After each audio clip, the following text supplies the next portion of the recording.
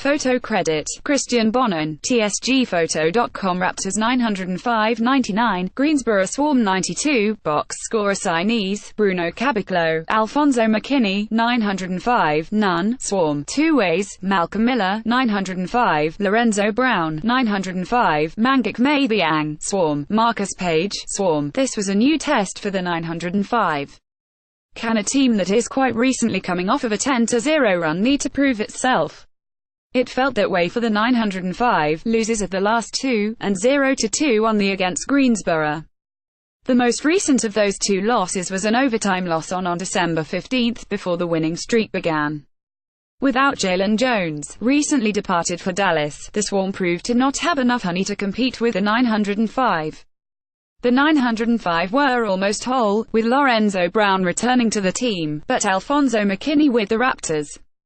Malcolm Miller replaced McKinney in the starting lineup, but the bodies manning the 905 wings didn't matter early. The first 4 905 baskets came from Meeks in the paint, who was dominating. Whether on putbacks or out of the pick and roll, Meeks had his way on the offensive end early. Caboclo also made a statement early with a massive block in the half court. Marcus Page, who dominated the 905 last time around, wasted no time putting the Swarm ahead 9-8 upon checking in midway through the first quarter. Mangok Mabiang patrolled the paint well for the Swarm, blocking one shot and altering several others. With his dominance on one end, and the traditionally stifling 905 defense on the other, the game was ugly. Many points came through putbacks or broken plays, and few jump shots were falling for either side. A Malcolm Miller layup on a gorgeous drive, and maybe Euro step, put the 905 ahead 17-11, its largest lead yet of the game. Shevin Thompson was able to add some excitement to the game a few minutes later while spiking a Swarm shot into the stands. On the other end, a Miller corner 3 pushed the lead to 9. Another Miller 3, this time from the top of the key, scorched the twine with only 7 seconds remaining. All told, the 905 finished the first quarter with 10 offensive rebounds, 4 each to the co-center monsters of Meeks and Thompson, and only 3 made threes, all courtesy of Miller. Shevin Thompson started the second quarter with a gorgeous post-up, continuing the 905 trend of dominating in the paint. Thompson was drawn out of the paint on defense by Luke Petrosek, who knocked in a 3 for the Swarm's first basket of the quarter. Petrosek hit a few more before the quarter would be through. With Lorenzo on the bench to start the quarter, the 905 had trouble scoring for a stretch. They twice stepped out of bounds on 3-point attempts, and shots weren't falling.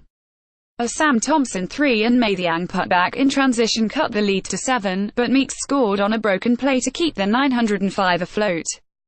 Devian Berry, who generally splits playmaking duties with Kazakine when Lorenzo sits, hit a gorgeous top-of-the-key 3 to prompt a Swarm timeout.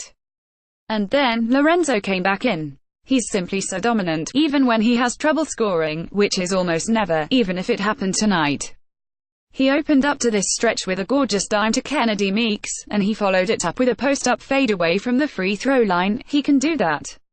Perhaps looking to juice the offense, Stackhouse put Berry back in the game to play alongside Lorenzo, and the two immediately drew enough defense to allow an open corner 3 from Caboclo. A few Terry Henderson triples for the Swarm kept the game close, but a Lorenzo Brown assist to Berry in the corner pushed the lead back to 12. All told, the 905 took half up 54-44, but the Swarm offense relied on sub-30% three-point shooters hitting shots. Meeks already had a double-double with 16-11, and Brown notched 7 assists in the first half. Caboclo struggled with his shot in the first half, and that continued early in the third quarter. He missed an 3, bringing his successes to only 1/7 on the game. On the other end, a back cut for Petrosek cut the lead to just 4. Despite Meeks' dominant first half, he fell asleep several times on defense in the early third. The 905's offense was no better. In fact, it took the 905 4 minutes, 20 seconds to score in the second half, finally breaking the ice on Miller free throws. Caboclo missed a lot of jumpers, man. He finally hit a 3 after a Lorenzo offensive rebound to push the lead back up to 6. Marcus Page immediately answered with his first made 3, on his 5th attempt. Best responded with a 3 for the 905. Then Barber. Jump shots finally started falling. A fun game. Brown later notched his 10th assist on a pretty dime to Shevin Thompson for the dunk. Later, the 905 airballed 2 3-balls in one possession. It quickly had turned into a circus. Kazakine checked in for Lorenzo, and he immediately drew an offensive foul on an illegal screen. He shook off the hard fall to Euro-step his way into an airballed floater. Eliminating the silliness, Fuquan Edwin hit a corner 3 with under a minute left in the corner, and the 905 led 71-68 after a Terry Henderson 3 for the Swarm. Heading into the fourth, the Swarm were 10-21 from 3, and the 905 were only 8-28. Caboclo already missed 7 by himself. The Swarm's jump shooting was their only advantage. This wouldn't change, though Edwin immediately hit another triple. He followed it up with a steal and fast break layup. Keane provided some solid fourth-quarter minutes, as he pushed the ball up the court after corralling the defensive rebound, getting Toronto into their sets early. Defense responded, as the 905 ballooned the lead to 81-70 with 9 o'clock remaining. This was all with Lorenzo on the bench, which is a huge sign for the 905, who usually struggle without Brown. Then another Petrosek 3. Blake had some words about this man. Raptors 905 currently getting torched by Meth Plumlee, Blake Murphy. At Blake Murphy-och January 20, 2018 it was a time of high stress. Luke Petrosek absolutely swatted Chevon Thompson, but the refs called a foul on May the Yang to put Chevon to the line. Miller pushed the lead further with the transition 3, followed by a steal and dunk. 905's handsy defense kept the Swarm from closing the gap. Countless passes or awkward dribbles were tipped either out of bounds or for steals. Cat Barber, who had made 6 threes all coming into the game, was fouled on a three-point attempt and made all his freebies. Though Lorenzo Brown wasn't shooting well, he still made winning plays for the 905. After missing a 3, he chased down his own rebound and immediately rotated the ball to Meeks Underwood, who was fouled in the act. Tensions increased. Another Terry Henderson 3 with only 90 seconds remaining cut the lead to 3, but Caboclo made a 3. Why was he still taking them? To keep the lead safe. After a monstrous block on the defensive end for Lorenzo, absolutely denying Barber with 22 seconds left, it was all over but the fouling. With the win, the 905 pushed their record to 16-12. They were the better team tonight from tip to close. Despite outrageously hot shooting from the Swarm, 45% from 3, on 31 attempts, the 905 victory never truly felt jeopardized.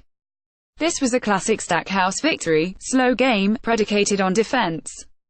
Not always fun to watch, but if the 905 are going to win another ship, this is how it'll happen. Notes assignment notes: Bruno had a rough game.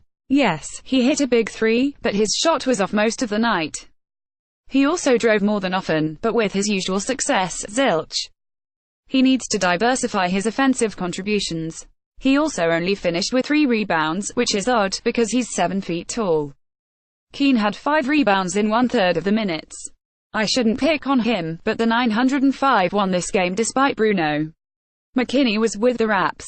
Other 905 player notes: Lorenzo Brown is awesome. Even on a night when his shot wasn't falling, really not falling, as he finished 3/15 and 0 quarters from 3, he can contribute in countless other ways. He just dominates the offense, making the right pass always. Tonight it seemed like he had a dozen dimes robbed from him as shooters missed open shots, but he still finished with 14, on only 3 turnovers. He has every pass in the book: bouncer through the lane in the pick and roll, over the shoulder lasers to shooters all over the floor, lobs, fakes, everything. Amazing. Malcolm Miller is all the way back. He finished with 20.9 with 4 made threes. He can score on the dribble and with his jump shot, which is as smooth as they come. Meeks dominated again, with 18.14. He is improving so quickly this year. He'll be an NBA center soon. The 905 crushed the Swarm in Devin Berry's minutes, who finished with a 13 in 24 minutes. When he is playing alongside Lorenzo, the offense looks amazing. He can handle, shoot, and pass. Dude's smooth like smooth peanut butter. Swarm notes: Luke Petrosek hit 4 threes. Terry Henderson hit 4 threes. Cat Barber hit 2. Henderson is the best of those shooters, at 36%. Barber is at 21% on the. Marcus Page, who is the best shooter on the Swarm, shot 2-10 from 3. Life is weird. That's what I got. The 905 are at home on Monday the 22nd. A reminder that promo code REPUBLIC905 will get you a discount at this link all along.